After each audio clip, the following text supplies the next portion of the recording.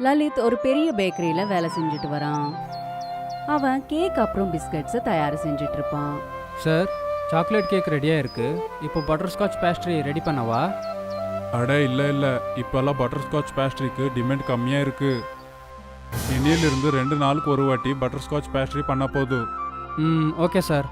சரி ஒன்று பண்ணுப்பா, நீ இப்போ போயிட்டு சாக்லேட் கேக்கை பண்ணிடு. ஓ ஓகே சார். கொஞ்சம் கொஞ்சமா பேக்கரியோட வேலை கம்மியாகிக்கிட்டே வந்தது. அதனால ஒரு சில ப்ராடக்ட்ஸ் மட்டும்தான் லலித் தயார் செஞ்சுட்டு இருந்தான். காலம் போக போக பேக்கரியோட லாபம் குறைஞ்சிட்டே வந்தது. அதனால பேக்கரியோட ஓனர் அவரோட பேக்கரியை மூடிடலான்னு முடிவெடுத்தாரு. லலித், உனக்கு எங்கள் கடையை பற்றி தெரியல. இப்போ எல்லாம் இதில் வருமானமே இல்லை. அதனால் இந்த கடையை மூடிடலான்னு அப்படின்னு நினைக்கிற. நீ வேற எங்கேயாச்சும் வேலையை தேடிக்கப்பா. இதை கேட்டதுமே பாவம் லலித் நொந்து போயிட்டான். ரொம்ப கஷ்டப்பட்டதுக்கு அப்புறமா தான் அவனுக்கு இந்த பேக்கரியில வேலை கிடைச்சது. ஆனா இப்போ அந்த பேக்கரியே க்ளோஸ் ஆக போகுது. அன்னைக்கு லலித் மனசுடைஞ்சு போய் வீட்டுக்கு திரும்ப வந்தான். என்னாச்சுங்க, ஏன் இவ்ளோ கவலையா இருக்கீங்க? ஒன்றும் இல்லை. எவ்வளோ கஷ்டப்பட்டு இந்த வேலை கிடைச்சது, இப்போ அதுவும் இல்லை. ஆனா ஏன்?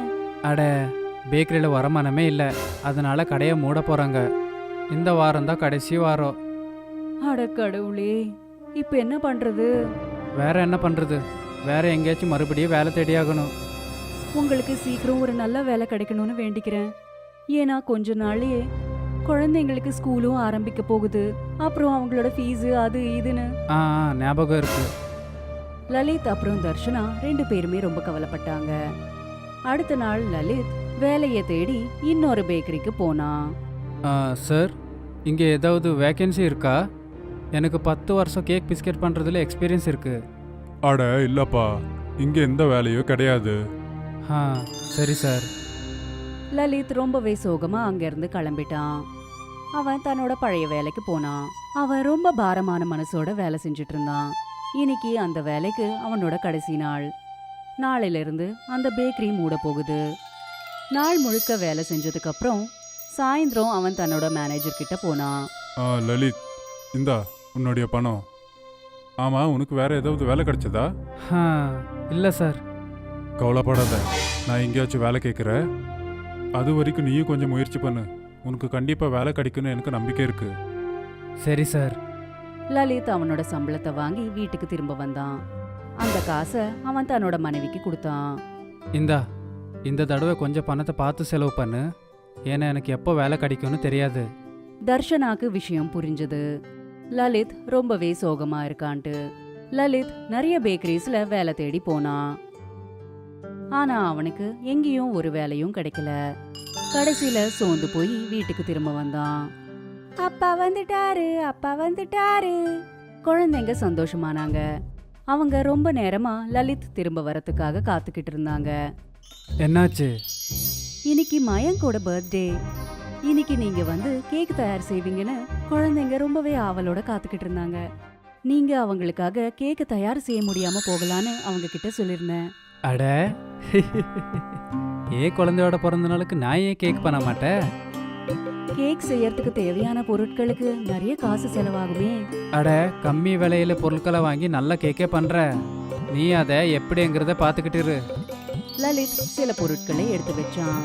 அதை வச்சு கேக் தயார் செய்ய ஆரம்பிச்சான். குழந்தைங்க அவங்க அப்பா செய்யறத ஊத்தி பார்த்துட்டு இருந்தாங்க. லலித் கேக் பேட்டரை மிக்ஸ் பண்ணான். அதுல சர்க்கரை அப்புறம் வேற சில பொருட்களை போட்டான். அதுக்கப்புறம் அந்த பேட்டரை ஒரு பிளேட்ல ஊத்தினான். அப்பா, நாம கேக் எப்படி செய்வோம்? நம்மளோட வீட்ல அவனே இல்லையே. அட, அது இல்லைன்னு என்ன? இப்போ எங்க கிட்டதான் பாத்திரம் உப்பு இருக்குல்ல? லலித் ஒரு கடாயில உப்பு நிரப்பினான். அப்புறம் அதுல கேக் பிளேட்டை வச்சான். அதுக்கடுத்து அதை மூடி வச்சான். இப்போ 20 நிமிஷத்துல கேக் ரெடி ஆக போகுது. குழந்தைங்க கடிகாரத்துல டைமை பார்த்துக்கிட்டே இருந்தாங்க. கொஞ்ச நேரத்திலேயே கேக்கோட மனம் வீடு முழுக்க பரவிடுச்சு. கடிகாரத்துல 20 நிமிஷம் ஆனதுமே லலித் மூடிய பக்கத்துல வச்சான். அதுல அவங்களோட கேக் ரெடியா இருந்தது.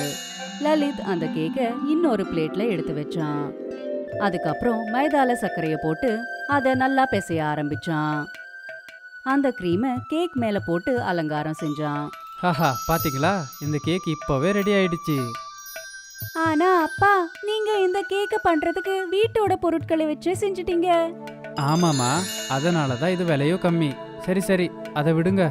இப்போ பாருங்க, இவனுடைய பர்த்டே கேக் ரெடி ஆயிடுச்சு. Happy birthday to you. Happy birthday to you. Happy birthday dear Mayank. Happy birthday to you. Mayank தன்னோட பர்த்டே கேக்க கட் பண்ணான். அப்புறம் எல்லாருக்கும் ஊட்ட ஆரம்பிச்சான். அட, இது ரொம்பவே அற்புதமா இருக்குங்க. அவங்க அந்த கேக்க ரொம்பவே ரசிச்சு ருசிச்சு சாப்பிட்டாங்க. இந்த கேக்க நீங்க ரொம்பவே கம்மி பொருட்களை வச்சு செஞ்சிட்டீங்க. அதனால இதை செய்யறதுல உங்களுக்கு செலவும் கம்மியா இருக்கும்ல. ஆனா ஏன் கேக்குற? ஏன்னா நீங்க இப்படியே கேக்கு தயார் செஞ்சு விக்கணும்னு நான் யோசிச்சுட்டு இருக்கேன். பெரிய கேக் 100 ரூபாய். அப்புறம் இந்த கேக்கையே பேஸ்ட்ரீஸா செஞ்சு 1 ரூபாய்க்கு விக்கலாம். சின்ன சின்ன கேக்கால பேஸ்ட்ரீஸை செஞ்சு 1 ரூபாய்க்கு நாம ஸ்கூலுக்கு வெளியில விக்கலாம். குழந்தைங்களுக்கு இதெல்லாம் ரொம்பவே பிடிக்கும். இந்த ஐடியா நல்லதா இருக்கு. இதை என்னால பண்ண முடியும். எப்படியும் நாளையில இருந்து ஸ்கூல் ஆரம்பிக்க போகுது. அப்படின்னா நாளைக்குல இருந்து 1 ரூபா கேக்க நாம எல்லாரும் விற்க போறோம், சரியா? லலித்க்கு காசு சம்பாதிக்கிறதுக்கான ஒரு புது வழி கிடைச்சது. அடுத்த நாள் காலையில லலித் வீட்லயே கேக்கு தயார் செய்ய ஆரம்பிச்சான், வனாலில. அப்புறம் அந்த கேக்க சின்ன சின்ன பீசஸா வெட்டினான். அப்புறம் அந்த கேக் பீசஸ் எல்லாம் ஒரு பெரிய டப்பாக்குள்ள வச்சான். அந்த டப்பாவை தூக்கிக்கிட்டு அவன் ஸ்கூலுக்கு போனான். வாங்கப்பா வாங்க, ஒரு கேக்கு 1 ரூபா, ஒரு கேக்கு 1 ரூபா, ஒரு கேக்கு ஒரே ரூபா தாப்பா. 1 ரூபாய் கேக்குன்னு கேட்டதுமே குழந்தைங்க எல்லாம் லலித் கிட்ட ஓடி வந்தாங்க. ஒரு கேக்க கொடுங்க அங்கிள். எனக்கும் கொடுங்க. குழந்தைங்க லலித்க்கு காசு கொடுத்துட்டு இருந்தாங்க. அப்புறம் கேக்க வாங்கிட்டு இருந்தாங்க. ஒரு சில நிமிஷங்கள்லயே எல்லா கேக்கும் வித்து போச்சு. லலித் நிறைய காசு சம்பாதிச்சான். அவனுக்கு ரொம்ப சந்தோஷமா இருந்தது. அடுத்த நாள் கொஞ்சம் நிறைய கேக் செஞ்சான். அப்புறம் அந்த கேக்கும் உடனே வித்து போச்சு. இதே போல தினமும் நடந்துட்டு இருந்தது. அப்புறம் பார்த்துட்டு இருக்கும் போதே லலித் சொந்தமா ஒரு பேக்கரியை ஓபன் பண்ணிட்டான். அவனோட 1 ரூபாய் கேக் அவனோட அதிர்ஷ்டத்தையும் வாழ்க்கையும் மாத்திடுச்சு. ஒரு காலத்துல அவன் வேலையை தேடி போய்கிட்டு இருந்தான். ஆனா இப்போ அவனோட பேக்கரியில வேற ஒருத்தங்க வேலை செஞ்சுட்டு இருக்காங்க. இந்த முழு பயணம் வெறும் 1 ரூபாய் கேக்கால தான் ஆரம்பிச்சது. இந்த 1 ரூபாய் கேக் லலித்தோட வெற்றிக்கான பாதையா இருந்தது. ஒரு கிராமத்துல சூக்கா அப்புறம் லம்பு 2 சகோதரர்கள் இருந்தாங்க. ஆனா அவங்க 2 பேருக்குள்ள எப்பவும் ஒத்து போகவே போகாது. 2 பேரோட எண்ணங்கள் என்னன்னா, ஒருத்தருக்கு ஒருத்தர் நல்லா இருக்கிறது பிடிக்கலன்னு நினைச்சுப்பாங்க. அதனால 2 பேருக்குள்ள தினமும் ஏதாவது ஒரு சண்டை நடந்துகிட்டே இருக்கும். அவங்களோட அம்மா அவங்கள சமாதானப்படுத்துவாங்க. ஆனா அவங்க 2 பேரும் அவங்க அம்மா பேச்ச கேட்க மாட்டாங்க. ஆனா இத தனக்கு சாதகமா பயன்படுத்திக்கிட்டான் சத்துர். தினமும் 2 பேரும் அவங்கவுங்க வேலையை மாத்திக்கிட்டே இருப்பாங்க. ஒரு நாள் சூக்கா பிரியாணி கடை போட்டு இருந்தான். அதே லம்பு கொய்யாக்கா வித்துக்கிட்டு இருந்தான். எங்க பாரு லம்போ, நீ எனக்கு போட்டியா கொய்யாக்கா வித்துட்டு இருந்த. அதனால நான் சிக்கன் பிரியாணி விக்கிற கடைய போட்டுட்டேன். இதுக்கு மேல இங்க எதுவும் ஒம்பு பண்ணிக்கிட்டு இருக்காத. அப்படி பண்ணா உனக்கு நல்லது கிடையாது. இங்க பாருப்பா, இதையே நீ கொஞ்சம் அன்பா சொல்லியிருந்தீன்னா உன் பேச்ச நான் கேட்டிருப்பேன். ஆனா நீ என்னடான்னா இப்போ நீ என்ன மிரட்டி இல்ல சொல்லிக்கிட்டு இருக்கிற. இப்ப பாரு, நாளையில இருந்து நானும் சிக்கன் பிரியாணி விற்க போறேன். ஆனா இந்த முறை நான் உன் தொழிலை கெடுத்தே தீருவேன். சரி, பார்க்கலாம் நாம 2 பேர்ல யாரு ஜெயிக்கிறாங்கன்னு. 2 பேரும் ஏட்டிக்கு போட்டியா பேசிட்டு இருந்தாங்க. அப்பதான் சத்துர் அந்த இடத்துக்கு வந்தான். என்னப்பா இது காலங்காத்தால சண்டை போட்டுக்கிட்டு இருக்கிறீங்க? அப்புறம் சுகா, நீனா இன்னைக்கு பிரியாணி கடை போட்டிருக்க, அதுவும் சிக்கன். அடடா, ஒரு பிளேட் கூட சாப்பிட்டு பாக்குறேன் எப்படி பண்ணிருக்கேன்னு. அண்ணா, இந்த கடை உங்க கடை மாதிரி எவ்வளவு வேணுமோ சாப்பிடுங்க. சத்துர் பணம் கொடுக்காமலேயே நல்ல பிரியாணி சாப்பிட்டான். அவன் சூக்காவோட பிரியாணிய பாராட்டிக்கிட்டு இருந்தான். இந்த விஷயம் லம்புக்கு சுத்தமா பிடிக்கல. சுகா, நீ பிரியாணி நல்லா பண்ணிருக்க, சாப்பிட்டதுக்கு ரொம்ப அருமையா இருந்தது. இப்ப இங்க வர்ற ஜனங்களுக்கும் இது ரொம்ப பிடிச்சு போகும். இங்க பாருங்கண்ணே, நாளைக்கு என் கையால செய்யற பிரியாணியை சாப்பிட்டு பாருங்க, விரல கூட விட மாட்டீங்க, அவ்வளவு நல்லா இருக்கும். சரிப்பா, நாளைய விஷயத்த நாளைக்கு பாப்போம். இப்ப உங்ககிட்ட இருக்கிற கொய்யாக்காவை கொடு. உன்னுடைய கொய்யாக்காவும் எதுக்கும் குறைஞ்சதில்ல. லம்பு சின்னதா பாராட்டினதுக்கே சந்தோஷமாயிட்டான். அப்புறம் சத்தூருக்கு ஃப்ரீயாவே கொய்யாக்கா கிடைச்சது. சூக்கா நாள் முழுக்க ஒரு பிளேட் பிரியாணி 50 ரூபான்னு வித்தான். அவனுக்கு நல்ல வருமானம் கிடைச்சது. இந்த விஷயம் அவன் கண்ணை பறிச்சுக்கிட்டு இருந்தது. சாயந்தரம் 2 சகோதரர்களும் அவங்க வீட்டுக்கு போயிட்டாங்க. மறுநாள் லம்பு சூக்காவுக்கு முன்னாடியே அவனோட கார்ட்டை எடுத்து புறப்பட்டான். அப்புறம் அவன் அந்த போர்டில் எழுதிட்டான், சிக்கன் பிரியாணி ஒரு பிளேட் 40 ரூபான்னு. கொஞ்ச நேரத்துல அங்க சூக்காவும் வந்துட்டான். முட்டாள், இவ்வளவு விலை குறைவா பிரியாணியை விற்கிற? இன்னைக்கு உன் பிரியாணியை நீ எப்படி விற்கிறேன்னு நான் பார்க்குறேன். 2 பேருக்குள்ள இருக்கிற விலை வித்தியாசத்தை பார்த்துட்டு ஜனங்க லம்பு கிட்ட தான் போனாங்க. அப்புறம் விலை கம்மியா இருந்ததுனால வயிறு நிறைய பிரியாணி சாப்பிட்டுட்டு இருந்தாங்க. இத பார்த்ததும் சூக்காவுக்கும் தன்னோட பிரியாணியை விலை குறைக்கணும்ன்ற ஐடியா வந்தது. அவன் 50 ரூபாய் போட்டிருந்த இடத்துல 40 ரூபான்னு எழுதிட்டான். இப்ப 2 பேர் கடையிலயும் சரிசமமான விலை போட்டிருந்தது. அப்புறம் சாயந்தரம் பிரியாணியை வித்துட்டு அவங்க வீட்டுக்கு வந்தாங்க. நான் கேள்விப்பட்டேன், இன்னைக்கும் நீங்க 2 பேரும் நஷ்டத்துல வந்திருக்கீங்கன்னு. அம்மா, இவன் என்ன மிரட்டினான். இப்போ இவனுடைய கடையை நான் மூடாம விட மாட்டேன். அம்மா, உங்களுக்கு ஒரு விஷயம் தெரியலன்னா தயவு செஞ்சு எதையும் பேசாதீங்க. சரிப்பா, இனிமே நான் எதுவும் சொல்ல மாட்டேன். நீங்க 2 பேரும் எக்கேடாவது போய் தொலைங்க. ஒரு நாள் காலையில சத்துர் சூக்காவை பார்க்க வந்தான். வா சித்திரன்னு உட்காரு. இங்க பாருப்பா, நீ என் சொந்தக்காரனா நினைக்கிறேன். அதனாலதான் உனக்கு வியாபாரத்தை பத்தி கத்துக் கொடுக்கலான்னு வந்திருக்கேன். அண்ணா, இது நாள் வரைக்கும் நீங்க சொன்னதை மதிச்சு தான் நாங்க வியாபாரம் பண்ணிக்கிட்டு இருந்தோம். நீ இனிமே பிரியாணி 5 ரூபாய்க்கு விற்க ஆரம்பிச்சிடு. பிரியாணி 5 ரூபாய்க்கு வித்தா சிக்கன் கூட வாங்க முடியாதுண்ணா. நீ உன் சகோதரனை தோக்கடிக்கணுமா வேணாமா? அதனால உன் பாக்கெட்ல இருக்கிற பணத்தை நீ செலவு பண்ணி தான் ஆகணும். ஆனா என்கிட்ட பணமே கிடையாது. என்ன உன் அண்ணனா நான் எதுக்கு இருக்கேன்? உனக்கு எவ்வளவு பணம் வேணுமோ நான் தரேன். நீ சம்பாதிச்சதை ஆரம்பிச்சதுக்கு அப்புறம் அந்த பணத்தை திருப்பி கொடு. சத்துர் சூக்காவுக்கு கடன் கொடுத்தான். அதுக்கப்புறம் சூக்கா ஒரு பிளேட் பிரியாணி 5 ரூபான்னு போர்டு எழுதி போட்டான். அவன் கடைக்கிட்ட ஜனங்க லைன்ல நின்னாங்க. ஜனங்க டோக்கனை கையில வச்சுக்கிட்டு நின்னுட்டு இருந்தாங்க. லம்பு இத பார்த்துட்டு கவலைப்பட்டான். அப்பதான் அந்த இடத்துக்கு சத்துர் வந்துட்டான். என்னப்பா ஆச்சு லம்பு, எதுக்கு கவலையா இருக்க? சங்கடம் எதிர்க்கவே இருக்கு.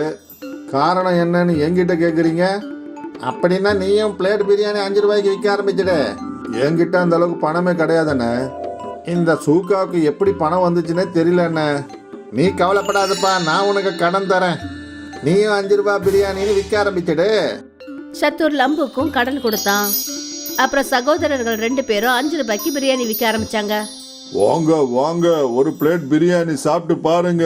ஒரு பிளேட் பிரியாணியில 4 துண்டு சிக்கன் இருக்கும். வெறும் 5 ரூபாய் தான். வாங்க வாங்க. சுவையான விலை குறைவான சிக்கன் வெறும் 5 ரூபாய் தான். ஒரு பிளேட்ல 5 துண்டு சிக்கன் வெறும் 5 ரூபாய்க்கு தான்.